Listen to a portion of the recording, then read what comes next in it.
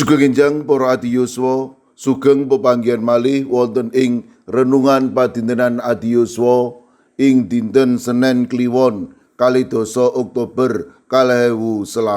Sumangga dinten punika kita nampi jejer paukuman. Para adi yuswa, paukuman bab ingkang manunggil kalian jejekaken pranatan. Nalika nerak pranatan tamtu badhe nampi paukuman. Kanthi tembung sanes, paukuman minangka satunggaling cara panggula wenthah. Milanipun pranatan kados dene pedhang kangge ngobati lan ngukum. Tanpa paukuman tiyang saged ugi nyepelekaken pranatan. Ing prajanjen lami kada cariyos manungsa ingkang nalisir saking pranatan.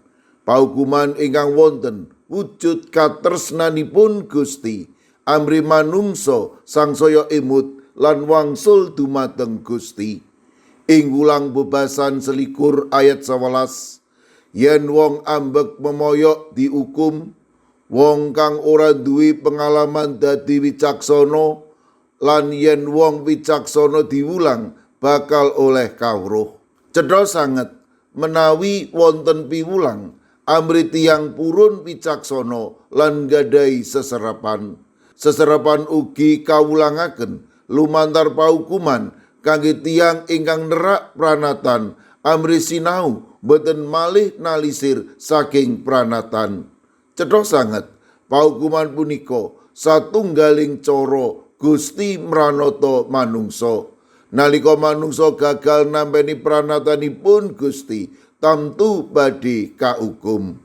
Para adi yuswa, kitab suci minangka sarana kangge kita mangertosi piwulangipun Gusti.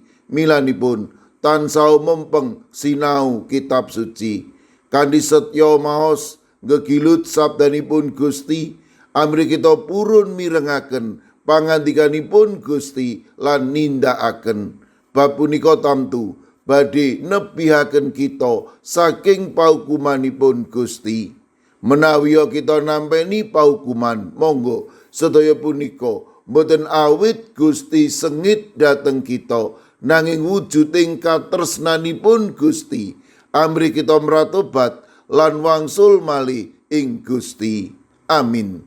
Sumangga kita ndedonga.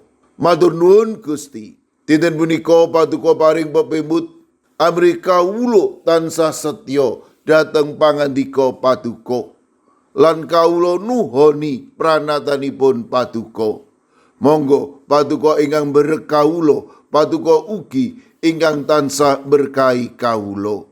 Kawula pasrahaken para adi yuswa dalasan anak putu kawula ing pundiya papan. Monggo paduka ngreksa, paduka paring berkah. Matemah para adi yuswa dalasan anak putu kawula tansah binerkahan dening paduka ing sadengah perkawis. Mirunggan kawula pasrahaken Bapak Edi Mursetyo ing Pedurungan Semarang ingkang udasa mangke nembe nandhang sakit. Kawula pitados menawi paduka badhe tansah paring kegiatan lan ugi paduka badhe maringi wetahing kesarasan. Kawula ugi masrahaken Bapak Yohanes Kuncoro wonten ing GKJ Immanuel Solo ingkang udasa mangke nembe nandhang stroke. Kawula pitados paduka ugi ingkang badhe maringi panglipur kegiatan lan ugi wetahing kesarasan. Mirunggan kawula masrahaken Bapak Iwan wonten ing Purwodadi ingkang wedhasak mangke nembe nandhang sakit ing griya sakit. Kawula pasrahaken Bapak Harto warga GKJ Pamong Utama Kalinegoro. Mekaten ugi kawula pasrahaken Mbak Cili ingkang ugi sampun kemoterapi. Kawula ugi masrahaken Bapak Joko Suranto. Kawula pasrahaken warga GKJ Sragen Bapak Adi Sungkono, Ibu Astuti Purnaningsih. Kawula pasrahaken Bapak Wijongko, Ibu Eni Rus Pramujiani, Ibu Katarina Indah wonten ing GKJ Sedayu, lan kawula pasrahaken Bapak Sudiat ing GKJ Wedi. Kawula pasrahaken sedherek kawula ing GKJ Magelang, Bapak Wilin Jumairi, Bapak Mangku. Kawulipun sedherek kawula ing GKJ Antp, kawula pasrahaken Ibu Jumini, Ibu Maria, Ibu Paini, Ibu Jumina, Bapak Kustam, Bapak Joko Wahyu Adi, Mbah Jan, Mbah Tuminem. Sedherek kawula wonten ing GKJ Ungaran, Bapak Hono Hadi Prasetyo, Bapak Resbiarto, Ibu Ratiningsih, Ibu Dewi Teguh, Ibu Kristini Sunaryo, Ibu Suhantini Hadiono, sedherek Dwi Putro, Ibu Sugito, Bapak Sembiring, Ibu Surisno, Ibu Munarti, lan Bapak Ibu Tugiman. Kawula pasrahaken sedherek kawula ing GKJ Krapyak, sedherek Setianti. Ing GKJ Wedi, kawula pasrahaken Bapak Paminto Saputro.